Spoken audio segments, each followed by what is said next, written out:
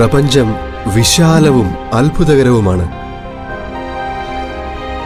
ഭൂമിയും അതിലെ ജീവനും വിസ്മയിപ്പിക്കും വിധം സങ്കീർണമാണ്. ഇതിന്റെ എല്ലാം തുടക്കം എങ്ങനെയാണ്? ബൈബിളിലെ ഉൽപ്പത്തി പുസ്തകത്തിൽ ഒരു സ്രഷ്ടാവിനെക്കുറിച്ച് പറയുന്നു. എന്നാൽ ഈ വിവരണം മിക്ക ആളുകളും ശരിയായ അർത്ഥത്തിൽ മനസ്സിലാക്കുന്നില്ല. വേറെ കുറെ ആളുകളാകട്ടെ അതൊരു കെട്ടുകഥയാണെന്ന് പറഞ്ഞ് തള്ളിക്കളയുന്നു. പ്രപഞ്ചത്തിന്റെ ഉത്ഭവത്തെക്കുറിച്ച് ബൈബിളിൽ പറഞ്ഞിരിക്കുന്ന കാര്യങ്ങൾ വിശ്വസിക്കാൻ കഴിയുമോ? ശാസ്ത്രജ്ഞന്മാർ പറയുന്നത് പ്രപഞ്ചത്തിന് ഏതാണ്ട് 1400 കോടി വർഷം പഴക്കമുണ്ടെന്നാണ്.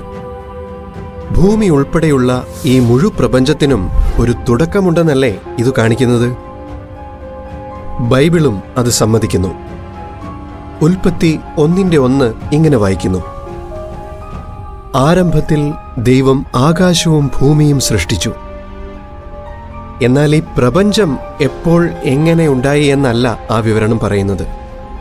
മറിച്ച് 6 ദിവസങ്ങൾ എന്ന് ബൈബിൾ വിളിക്കുന്ന 6 കാലഘട്ടങ്ങൾ കൊണ്ട് ഭൂമിയുമായി ബന്ധപ്പെട്ട സൃഷ്ടിക്രിയകൾ എങ്ങനെ നടന്നെന്നാണ്. പലരും വിചാരിക്കുന്നത് പോലെ ഇത് 24 മണിക്കൂറുള്ള 6 ദിവസങ്ങളാണോ? അല്ല.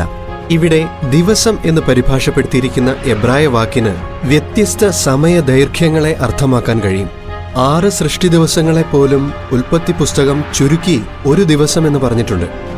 ദൈവമായ യഹോവ ആകാശവും ഭൂമിയും ഉണ്ടാക്കിയ ദിവസം എന്ന്.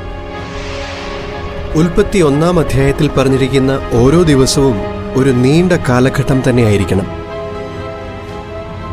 ഭൂമിയിൽ നിന്നൊരാൾ നിരീക്ഷിക്കുകയാണെങ്കിൽ അയാൾ ഈ സൃഷ്ടി ദിവസങ്ങളെ എങ്ങനെ വർണ്ണിക്കുമായിരുന്നോ ആ വിധത്തിലാണ് എഴുത്തുകാരൻ ഈ വിവരണം തയ്യാറാക്കിയിരിക്കുന്നത്.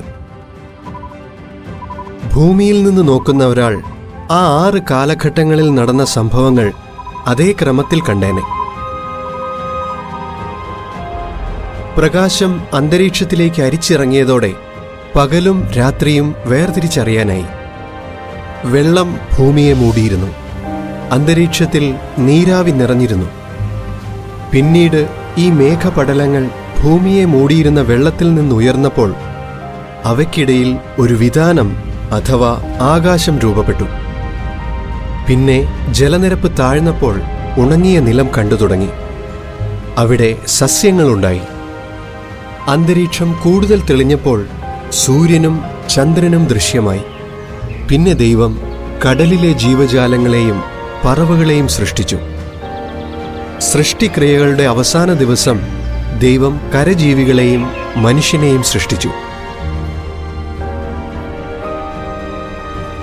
ഉൽപ്പത്തിയിലെ ഈ വിവരണത്തെ ശരിവെച്ചുകൊണ്ട് ബൈബിളിലെ മറ്റൊരു ഭാഗം ഇങ്ങനെ പറയുന്നു: ഏത് വീടും ആരെങ്കിലും നിർമ്മിച്ചതാണ്, എന്നാൽ എല്ലാം നിർമ്മിച്ചത് ദൈവമാണ്.